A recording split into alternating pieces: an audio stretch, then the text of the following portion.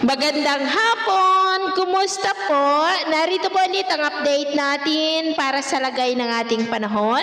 Ngayong hapon po ng May 26, 2026. Sa ngayon po ay patuloy pa rin na binabantayan ang sama ng panahon na nasa silangan ng Mindanao, about 1,200 km east ng Caguait, Surigao del Sur.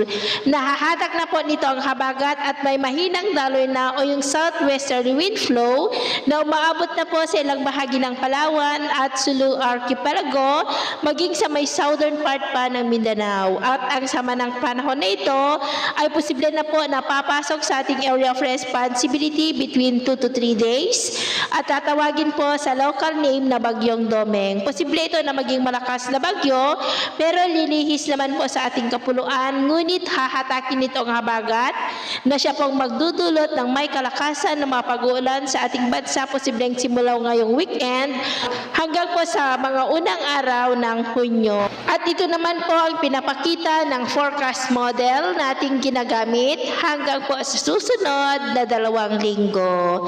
At sa lagay ng ating panahon ngayong hapon, dahil po sa trough ng potensyal na Bagyong Domeng ay nakakaranas na ng maulap na kalangitan with isolated rains ang malaking bahagi ng Mindanao, Samar Island, Leyte, Bohol, Cebu, Negros, maging po sa ilang bahagi ng Mindoro, dulot naman ng southwesterly wind flow, ganun din sa may Palawan, Ilocos Region, ilang bahagi ng Cordillera, Nueva Vizcaya, Quirinos, cloudy skies with isolated rains rin sa ilang bahagi ng silangan ng Cagayan at maging po dyan sa may Zambales. At mamayang gabi, mataas muli ang tsansa ng mga isolated light to heavy rain sa malaking bahagi ng Mindanao, Palawan, Aklan, Cebu, Negros, Bohol, southern part ng Samar, Occidental Mindoro, ilang bahagi ng Central Luzon at ilang bahagi ng Northern Luzon. Kaya mag-ingat po tayo lalo na sa mga banta po ng mga pagbaha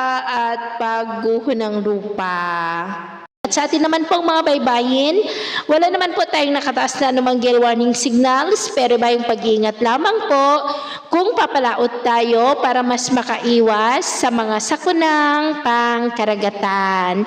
So yun po ang latest update natin sa araw na ito. At pumuli si James na nagsasabing, sa kahit na pagsubok po na darating sa ating buhay, huwag po tayong mawawalan ng pag-asa. Thank you and God bless!